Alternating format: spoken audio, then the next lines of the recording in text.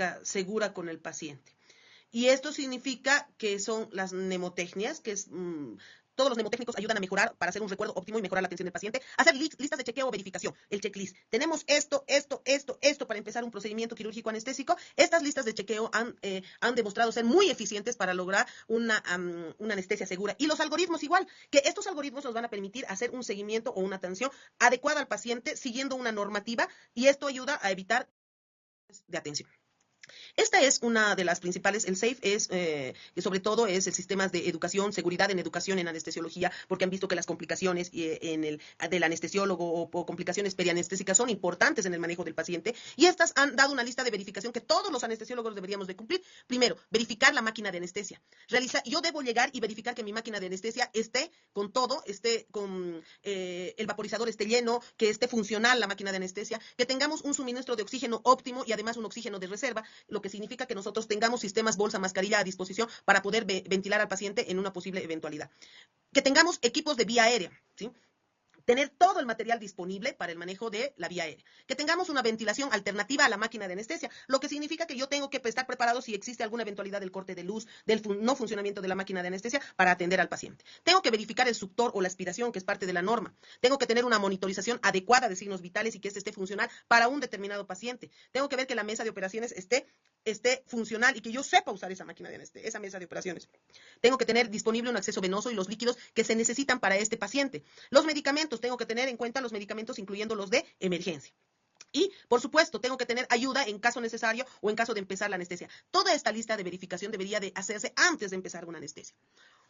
Ahora, por el acrónimo OMAS, que también cumple o correlaciona con esto que impulsa el SAFE, dice fuente de oxígeno, monitor, ayudante, suctor, ventilación, vía aérea, fármacos y accesos venosos. Todo esto nosotros deberíamos tener antes de comenzar una anestesia.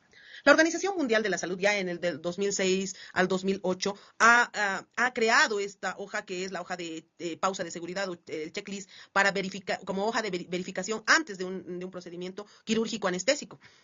Y esto ha demostrado que esto ha reducido la morbilidad y mortalidad perioperatoria con el paciente. Obviamente que esta hoja, impuesta ya en el 2006 por la OMS, ha proporcionado una mejor calidad de atención. Y esta está dividida en 3 partes. Antes de la anestesia, antes de la incisión quirúrgica, antes de que el paciente salga a recuperación, que son los eventos críticos. Yo tengo que saber antes de la cirugía que el paciente esté totalmente identificado, que el paciente sea el correcto antes de ingresar a quirófano, que tengamos el material necesario antes de ingresar a quirófano, que tengamos el conocimiento si tiene algún tipo de alergia o no.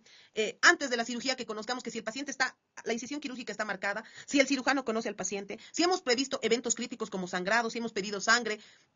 Antes de la salida o de externar al paciente de quirófano, saber si el paciente está en condiciones de irse a recuperación, a una terapia intensiva, si tenemos alguna indicación específica para hacer. Esta tabla de checklist, que se debería de utilizar en todos los quirófanos del mundo, porque es norma internacional y ha demostrado la disminución de los eventos de morbimortalidad, pueden ser modificadas. Es por eso que aquí les pongo un ejemplo solamente de un centro en México que ha modificado esta hoja de verificación para cirugía cardiovascular pediátrica. Y aquí ya hay algunos casos que no están en la anterior hoja, como dicen los perfusionistas, han confirmado que el tipo de cánulas, o sea, ya cada entidad, de acuerdo al tipo de cirugía que hace, puede modificar esta hoja o de pausa de seguridad o de checklist en los centros hospitalarios. Entonces, puede modificar, puede hacerlo, y eso va a dar un manejo libre dentro de los pacientes que nosotros podamos hacer, ¿no? Ok. Hablábamos también de los algoritmos, ¿no? Estos algoritmos, igual sigo utilizando la literatura, un ejemplo de este lugar en anestesiología en cardiovascular pediátrica, donde han diseñado, primero, ¿qué debemos hacer? Identificación y la valoración preoperatoria. Segundo, señalar el sitio operatorio y el traslado quirófano con oximetría de pulso. Entrada preanestésica, donde se hace una doble verificación, donde debe haber una pulsera de identificación del paciente, que aquí no lo hacemos. El anestesiólogo y el circulante deben estar presentes. ¿Dónde debe estar? Si se dan cuenta, es una lista, una secuencia de atención de los pacientes para lograr el ingreso a la unidad de quirúrgica del paciente. Entonces, por lo tanto, nosotros tenemos la probabilidad de lograr con estos circuitos de ser la mayor seguridad en el paciente. Ahora, ¿qué nosotros tenemos que hacer para mejorar la seguridad? Primero, hablar sobre prevención de eventos adversos, optimizar. Tenemos que cada unidad quirúrgica anestésica tenemos que lograr optimizar nuestra atención de la mejor manera, a través de lograr estrategias y que permitan crear sistemas seguros. Entre esas está la simplificación, que cada proceso se haga lo más simple posible para que todos tengamos en cuenta de lo que vamos a hacer, estandarizar un procedimiento, o sea, si nosotros todos los días vamos a realizar cirugías ginecológicas, estandarizar ese tipo y cómo vamos a manejar a este paciente. Al estandarizar, cada vez nuestra habilidad de atención va a ser mejor, por eso existe la especialización, ¿me entiende? Mejorar el trabajo en equipo y la comunicación. Es vital que nosotros aprendamos a trabajar en equipo, a mejorar las condiciones de comunicación. El interno tiene que ser parte activa de esto. Ustedes tienen que comunicar, doctor, este paciente no orinó, este paciente no tiene sangre, este paciente tuvo fiebre durante la noche. Ustedes tienen que ser parte activa de todo esto. No es que el éxito del anestesiólogo está solamente en que el anestesiólogo haga bien las cosas, está en el equipo que vamos a hacer. Y aprendizaje de errores previos. Como decíamos, tenemos que reportar un error, tenemos que analizarlo y eso aprender de nuestros errores previos. Y algo aquí que es muy importante, para lograr la mejora, tiene que haber conexión entre la revisión, la mejora y la regulación. Revisión de algo, de un paciente, la mejora la mejora de un evento y luego la regulación de esto. Entonces tenemos que lograr liderazgo, la tecnología nos va a permitir mejorar esto, medición del desempeño. Tenemos que ver cómo nos desempeñamos ante un evento crítico para poder nosotros lograr una mejor respuesta ante un evento. Mejora e innovación. Eso es importante. La investigación y la revisión es importante. Tenemos que hacer una revisión retrospectiva de los incidentes críticos, qué nos pasaron y cómo podemos mejorar. Tiene que haber una regulación y el cumplimiento de un determinado evento. Debemos estar informados por intervenciones y preguntas y debe haber un líder de este grupo, por líderes de opinión. Mejorar. Y esto nos va a permitir lograr menos eventos adversos. Estos menos eventos adversos van a lograr que mejoremos la perioperatoria en los pacientes. Esto ya habíamos hablado, que estas listas de chequeo pueden ser modificables con el paciente y aquí existen varios aspectos que nos interesan, desde el tiempo quirúrgico, si recibió antibióticos el paciente o no. Como les decía hace rato, esto puede ser modificable y tenemos que estar todos los participantes para hacer esta pausa de seguridad. La enfermera, el anestesiólogo, el cirujano, qué es lo que nos interesa para lograr una mejor atención.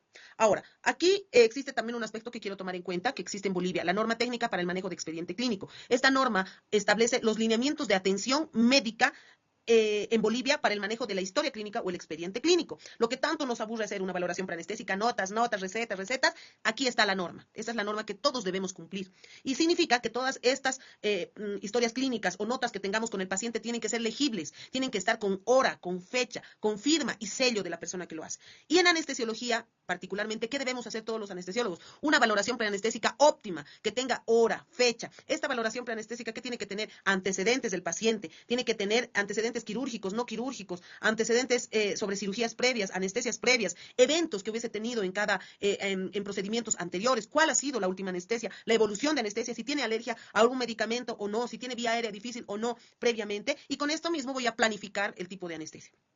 Finalmente, cuando ingresa el paciente a quirófano, yo tengo que hacer un registro de anestesia, que este registro de anestesia se convierte en mi protocolo de anestesia, donde yo tengo que registrar los datos del paciente, tengo que registrar el monitoreo que le estoy haciendo al paciente, los signos vitales de atención al paciente, a lo largo, qué fármacos voy a administrar, qué líquidos estoy administrando, si ha requerido transfusiones o no, todo lo concerniente al transoperatorio, al transanestésico. Debo colocar una nota posanestésica, que es un resumen de todo lo que le hice en el transanestésico y en qué condiciones estoy sacando al paciente a recuperación. Y no olvidarnos que el responsable del alta de la unidad de recuperación es el anestesiólogo. No olvidarnos también que en esta norma técnica de manejo de expediente clínico se habla del consentimiento informado. ¿Qué quiere decir? Que un paciente debe estar informado del procedimiento quirúrgico anestésico que se le va a hacer. El consentimiento de cirugía es uno y el consentimiento de anestesia es otro, que debe especificar lo que nosotros vayamos a hacer y donde se tiene que aclarar qué tipo de anestesia le vamos a hacer y qué son los factores o qué posibles riesgos adicionales a cada paciente existe para el evento, para así informar. En el caso de la autorización de la anestesia, ¿quién tiene que autorizar? En mayores de edad, el paciente.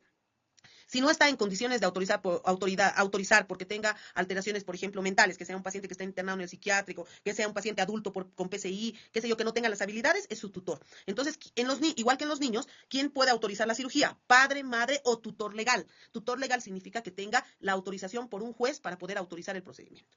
Entonces, existen varias entidades, como aquí vemos, que están trabajando por lograr una mejor atención y seguridad en anestesia. Y para lograr esto, necesariamente tenemos que trabajar en esto que dice acá, que es educación. Si nosotros mejoramos la educación desde el pregrado, nosotros vamos a tener cada vez atenciones para los pacientes. Y la capacitación siempre es importante. Primero, habíamos hablado que la anestesia está comparada con la aeronáutica, que son ellos los que han implementado las áreas de simulación o la enseñanza en simulación. Por lo tanto, nosotros en medicina estamos replicando esto. ¿Por qué? Porque esto ha permitido que, al ser la aeronáutica una de las que más se compara a anestesia o sobre todo a la anestesia, nos va a permitir hacer en áreas de simulación, educación, capacitación, que permitan mejorar las habilidades de los usuarios. Y esta mejora de habilidades no solamente está diseñada para los anestesiólogos, debería de hacerse la práctica de simulación para todo evento en salud, no solamente en anestesiología. Entonces, esta práctica de atención, de capacitación en simulación, es lo que nosotros tenemos que hacer cada vez más, no solamente en la universidad, sino en los hospitales para mejorar las técnicas o las habilidades que necesitamos tener para un determinado equipo. Por ejemplo, yo voy a trabajar en la emergencia, tengo que hacer aulas de simulación para triaje. Puedo hacer aulas de simulación para atención de vía aérea. Soy cirujano y quiero capacitarme en laparoscópica. Tengo que hacer aulas de simulación y capacitación para mejorar mis habilidades quirúrgicas en laparoscópica, ¿verdad? Entonces, esto ha permitido mejorar la atención con los pacientes a través de una capacitación continua que nos con los pacientes. Entonces, ¿cuáles son las principales recomendaciones? Siempre educar, reportar, ustedes tienen que comentar, no pueden callarse a algún evento que ha pasado con un paciente, porque ustedes tienen que ser, cuando entran al internado, elementos activos de la atención de un paciente. Implementar listas de chequeo, o de verificación. Esto es muy importante en los hospitales para que tengamos mejor calidad de atención. Prevención. Si yo sé que este paciente es vía aérea difícil, lo que tengo que hacer es planificar, pedir ayuda, tener el material disponible para prever un evento crítico. Y los conocimientos de sexo que son importantes. Esta clase de seguridad van a ser complementadas para el parcial con el capítulo 8 de este manual que lo tienen ustedes en la plataforma. El capítulo 8 y todo lo que tienen el capítulo 8 forma parte de lo que ustedes tienen que complementar en este tema y la lectura de la norma técnica de manejo de expediente clínico que debería de leer todo médico para la atención, porque esto es en lo que se basa cómo hacer una historia clínica, cómo hacer una nota posanestésica, cómo hacer el consentimiento informado. Todo está escrito acá y estos dos van a complementar para el parcial. Yo espero haber aclarado algunas dudas y haber mejorado su forma de manejo y de visión en cuanto a seguridad para el manejo perioperatorio. Un saludo y estudien para el parcial, además de estas dos lecturas. Gracias.